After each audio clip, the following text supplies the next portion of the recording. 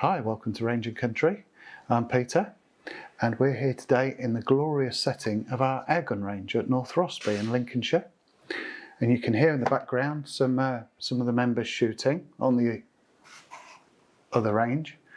And you may see some movement in the background, so that just explains that. Now we've brought down the Reign M2 that we tested in this studio during the week. We did a couple of strip downs of the various models, and I've made a little faux pas here where I did change the side lever over to the left hand side for the gun that I was going to bring down the range, and I brought the wrong one. So I'm having to load it with my right hand with the cocking lever, and I'm going to have to change that one back at the shop later. So I forgot to check that last night when I picked this up at the shop.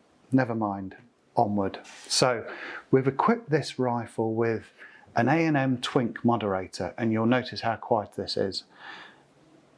Also a Hawk Air Max 4-16 by 50 wide angle scope.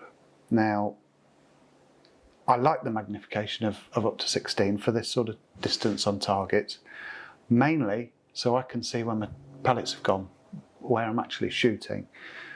Getting on a bit, my eyesight's not what it should be. My glasses are for reading, they don't help me at that distance. So I like to be able to zoom in and see exactly where my pellets have gone. It does help me. So I've zeroed this, I've put a few pellets through it. We are using chose to use the Air Arms Diablo Field in 2.2 caliber. And they seem to group pretty well with it. Now, normally I would go through several different pellets just to find the sweet pellet for it, but I was getting cloverleaf groups, 3 or 4 pellets, so I'm going to stick with the Air Arms. I'm happy with that. So without further ado, I shall load up the magazine into the rifle. Notice it goes in the back here. Clicks in, push that forward, and we're ready to go. Now, I do like to get down quite low for my shooting. I think it makes it a bit steadier for me. I know everybody's different, some people shoot off bipods. This just works for me.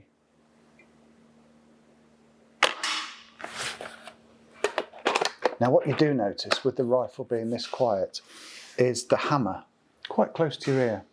Now I mentioned this to one of our members this morning, and he had a Daystate Pulsar in the past, and he could actually hear the solenoid firing, and that bugged him.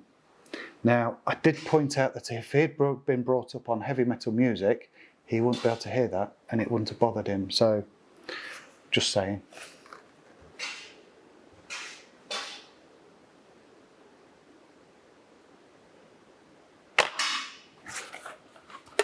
Ripping quite nicely. We've got a bit of a breeze today, but this one is in 2.2, so it's a little bit less affected by the wind than the 177.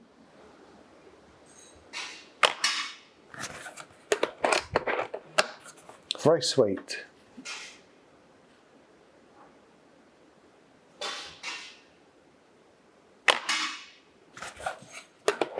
Very accurate.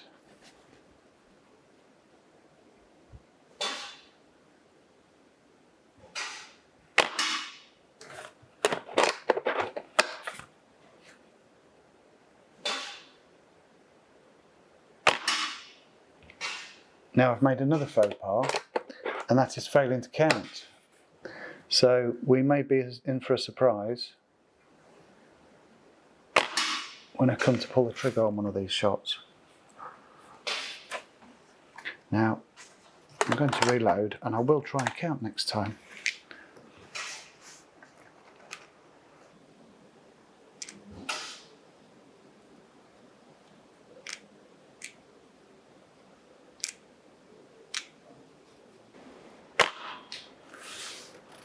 So, what do we make of this Walther?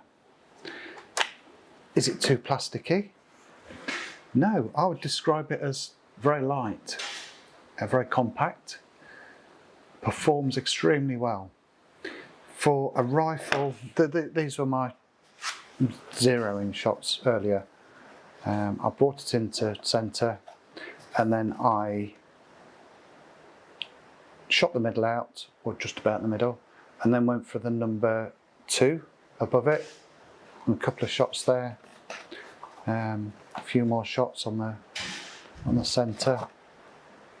Problem with the 2.2 pellets is you don't need many shots to obliterate what you're looking at, what you're shooting at. So it's a bigger pellet, and you probably don't get as many on the target to sort of talk about. But why did I choose a 2.2? It just happened that this one was there. It was the first one that I came to. Would I choose a 2.2? Depends what I'm going to use it for. I mean, today, certainly, it's a little bit less affected by the wind than the 177 would have been. I do like 177, I do like 2.2. It's a hard choice. Everybody's different, everybody's got an opinion. I know when I was young, it was all 2.2. 177 was the inferior brother to it, really. 2.2's fantastic in this one, as you can see. Now, shooting it, the trigger's very, very crisp. Now, I found myself, for maximum accuracy, just squeezing gently and gently and gently, and then all of a sudden it'd go. And that improved my accuracy dramatically. There's no hard pull on it. There's no sort of hard last stage where you have to make that sudden jerk, and that tells in the shooting of it. Nice and steady, and then the hammer just breaks and it's away. Nice and compact, very quiet, as you can hear, and matched with the Hawk scope, superb, even with my old eyes. Now, I'm not the best shot in the world, but I am in a moment going to go and have a go on our AHFT course with this rifle, and we will add a few little pictures of the knockdowns, hopefully going down, if I manage to hit the centres. So, the Reign M2. Would I buy one? Do you know, I think I would. It's one of the lightest rifles you're going to get, one of the most compact rifles, and it packs a punch. It's a very nice rifle. Far away from your traditional wood. If you're a wood person, you're going to hate it. But if you don't mind your synthetics, it's the one to go for, especially older people. If weight's a problem, weight's an issue. You've also got your Picatinny rail at the front there to put a bipod on, or to put a torch on if you wanted to, any accessory.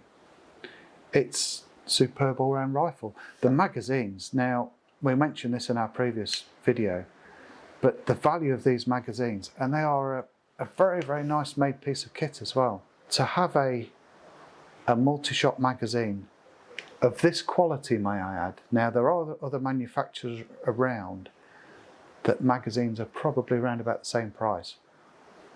Notably Turkish. The magazines are not anywhere near the quality of this. So that is surprising. These magazines are under £30 for a spare magazine. So you can afford to have 2 or 3 magazines spare when one's finished, straight in and out. And we did mention on the video as well, now I was loading the magazine from the right hand side. I could quite easily have loaded it from the left. I didn't notice a right hander couldn't load it from the left. That does just protrude into your jaw, so it does need to go in from the right. But a nice little touch, making that truly ambidextrous for you.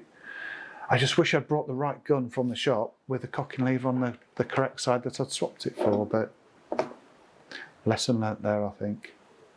Anyway, thank you very much for watching, and we'll see you in the near future.